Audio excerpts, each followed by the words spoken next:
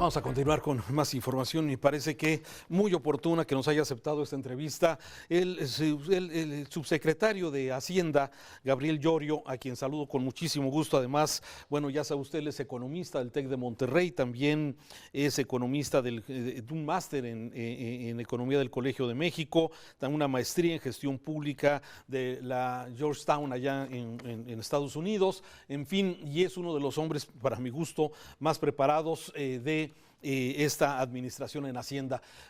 ¿Cómo está, Gabriel? Te saludo. ¿Cómo estás? Muy buenas tardes. Muy buenas tardes, muy bien, y muchas gracias por la invitación. Te agradezco nos tomen la llamada. A ver, se ha hablado de la bancarización de las remesas que dieron origen a una ley, la ley Monreal que se llamó, que pretendía modificar la ley del Banco de México, y que finalmente, luego de una reunión que tuvieron ustedes con banqueros, se habla de la bancarización. Explícanos en palabras llanas y sencillas, por favor, subsecretario, ¿en qué consiste esto? No, claro, el día de ayer anunciamos lo que estamos llamando un programa de bancarización. Y por bancarización lo que entendemos es incluir a las personas, darle acceso a los servicios bancarios. Principalmente siempre se hace aperturando una cuenta bancaria, y a partir de ahí la inclusión financiera se genera con la transaccionalidad que se hace con esa cuenta bancaria. Entonces, bancarizar es prácticamente abrir cuentas bancarias para que los individuos puedan realizar transferencias electrónicas a través del sistema.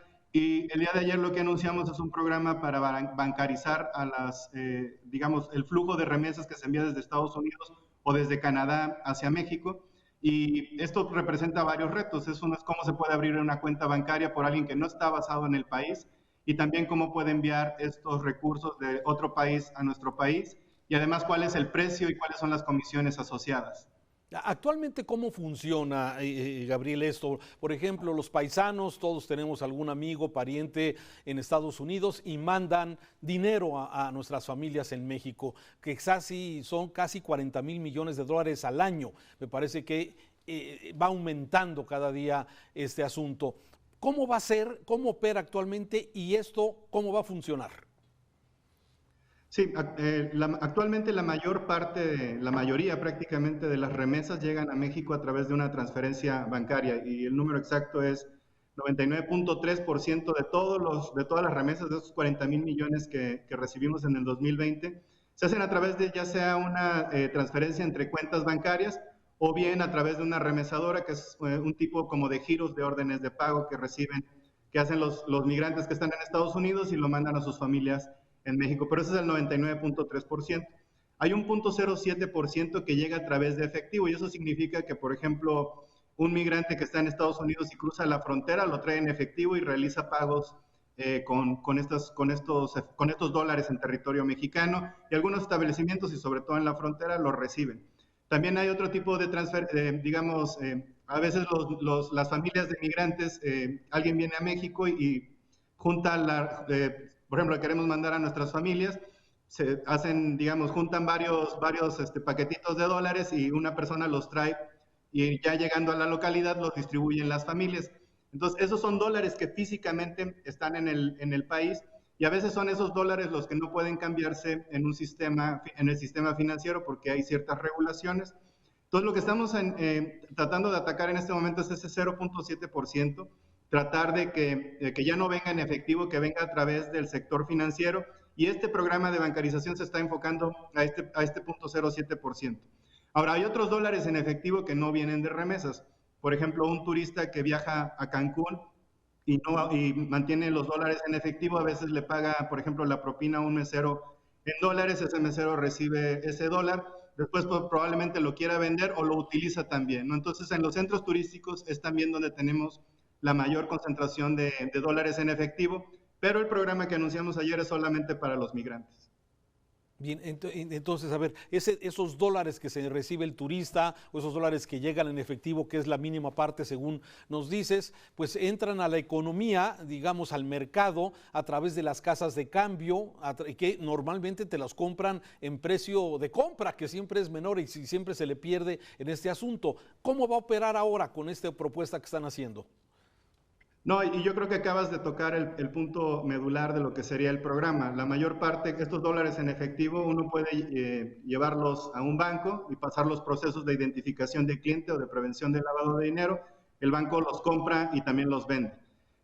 También están los centros cambiarios. En los centros cambiarios, como los que están en el aeropuerto, por ejemplo, también se reciben dólares o los pueden comprar, pero también hay centros como cambiarios informales. Y esto no quiere decir, digamos, son a veces establecimientos donde no hay ninguna infraestructura bancaria, no hay corresponsalías. Entonces, a veces lo que nos hemos encontrado una tiendita que compra y vende los dólares y obviamente los compra más castigados. Los senadores y los diputados nos pidieron que fuéramos, digamos, que analizáramos este problema con el mayor detalle y nos pidieron que visitáramos municipios migrantes. La Secretaría de Hacienda envió, de hecho, un pequeño equipo a 3 municipios y precisamente lo que encontramos es que en aquellos municipios donde no hay infraestructura ni de bancos ni de centros cambiarios, probablemente hay un centro cambiario informal o un establecimiento que funge que da esta función, pero el tipo de cambio es más castigado. Lo que queremos es que los migrantes tengan un mejor tipo de cambio y el mejor tipo de cambio en realidad se da o se paga en el sector financiero, en el sector bancario. Por eso es la propuesta de que entre un banco de desarrollo precisamente a abrir este acceso y pueda mejorar el tipo de cambio que reciben los migrantes solamente por este flujo en efectivo, porque ellos ya se benefician si lo pasan por el sector, ¿no? ¿Y esta banca de desarrollo cuál va a ser? ¿Va a ser las sucursales de bienestar? ¿O van a ser la Es banca? Banco de Bienestar. Sí, perdón, te interrumpí, pero sí, es el Banco de Bienestar. Banco de Bienestar era antes Bansefi, un banco que estaba enfocado a la inclusión. En este momento tiene un mandato de inclusión, pero también de expandir lo que sería la base de infraestructura bancaria en los municipios donde donde no contamos con esta infraestructura. Hay que resaltar también que el Banco de Bienestar no solamente está construyendo sucursales, sino que tiene una plataforma ya digital que permite abrir cuentas bancarias a través del Internet. Y esto facilita bastante la dispersión de los servicios. Ahora, Banco de Bienestar no solamente tiene sus sucursales, tiene algo que llamamos la red de la gente, que es una serie de convenios con corresponsales locales, por ejemplo, Sofipos o CAPS, que también pueden realizar compra y venta de dólares o otro tipo de servicios financieros. Entonces, en este momento, Banco de Bienestar tiene una infraestructura para cubrir el territorio nacional y va a seguir invirtiendo en la apertura de ¿Y sucursales. también van a participar los bancos comerciales, Banamex, Bancomer, Santander, o estos no participan en esto? No, por supuesto que participan. Digamos que nosotros, y yo creo que este es uno de los mandatos de la banca de desarrollo, es atender donde existe una falla de mercado, y creo que Banco de Bienestar va a entrar donde claramente hay una falla de mercado y donde queremos beneficiar a los migrantes. Pero algo que es importante es que este programa y las regulaciones que va a emitir la Secretaría de Hacienda, el Banco Central y la Comisión Nacional Bancaria le van a permitir a los bancos también ofrecer el mismo producto que va a tener Banco de Bienestar, es decir, identificarse con una matrícula consular en Estados Unidos, hacer el onboarding digital, es decir, abrir una cuenta a través del Internet. Entonces, la serie de medidas que anunciamos de manera complementaria al programa va a permitir que los otros bancos puedan también proveer ese servicio, y también esa fue un poco de la razón por la que estuvo presente la ABM en el anuncio. Bien, oye, ¿y qué va a pasar con los miles de dólares que llegan producto del crimen organizado, del narcotráfico? ¿Cómo se va a controlar esto, Gabriel? Esta es una pregunta importante que tiene diferentes aristas. Desde hace varios años ya, digamos, el sector financiero y sobre todo desde que Estados Unidos implementó sus estrategias de prevención del lavado de dinero, los sistemas de corresponsalía internacional han venido endureciendo sus protocolos. Y yo creo que es importante separar, ¿no?, el flujo de dólares que viene por el trabajo de los migrantes que se están esforzando en otro país a este flujo de dólares que viene de actividades ilícitas. En este momento la regulación permite hacer esta distinción. Un migrante se puede identificar, trazar los procesos sin ningún problema y que sus dólares sean comprados por el sistema. No es el mismo caso para el otro flujo. Y ahí lo que vamos a tener que hacer es trabajar de manera muy coordinada con nuestras contrapartes en Estados Unidos. Tenemos un grupo de trabajo bilateral que no solamente es entre gobiernos, sino que tiene que ser también entre bancos privados mexicanos y de Estados Unidos para llegar a un acuerdo. Este no es un tema bilateral de gobiernos, es un tema bilateral del sector y estas cuatro partes tenemos que coordinarnos mejor y yo creo que ahí vamos a tener una agenda de trabajo bastante intensa que hemos venido discutiendo desde hace ya un año.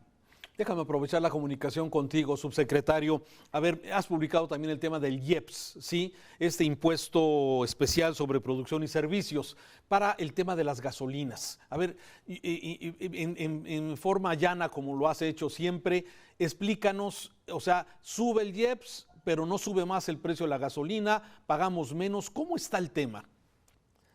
Sí, el IEPS, de hecho, el IEPS para gasolinas en México no es igual a los IEPS que pagamos, por ejemplo, por bebidas endulzadas o por cigarros, ¿no? Estos IEPS usualmente se entienden como impuestos que aborden externalidades, ¿no? Pero el diseño del IEPS en México, el de gasolinas, tiene un diseño muy especial, muy pocos países lo tienen. El otro país que creo que tiene algo parecido es Chile. Y precisamente está enfocado a que se fija un precio de la gasolina y un poco la promesa del presidente fue que el precio de la gasolina se mantenga constante solo por incrementos de inflación. Esto lo que va a generar es una senda que se va incrementando poco a poco por la inflación para evitar incrementos abruptos en el precio de la gasolina. Entonces el IEPS, cuando el precio referencial internacional cae por debajo de esta línea, se activa el impuesto, pero cuando subiría el precio de la gasolina y ahí es cuando activamos el estímulo, precisamente para mantener esta línea estable sin movimientos abruptos. En la semana pasada lo que ya se detectó es que los precios internacionales estarían por encima de esta línea de inflación que prometió el presidente, por lo tanto se activa el estímulo del IEPS. En este momento, esta semana, solamente le aplica a la gasolina magna, pero los precios del petróleo, el tipo de cambio y de las gasolinas, los precios internacionales están subiendo. Entonces es muy probable que en las siguientes semanas se activen también los estímulos de las otras gasolinas como la premium y el diésel. O sea, entonces el precio internacional, digamos, del petróleo, que es el que marca estas subidas, de alguna forma en México para mantener cierto equilibrio, porque, a ver, las diferencias que hay de precios de gasolina en Veracruz al que tenemos en Jalisco y al que está en México, a veces cambia en más de $1 la diferencia de precio, subsecretario.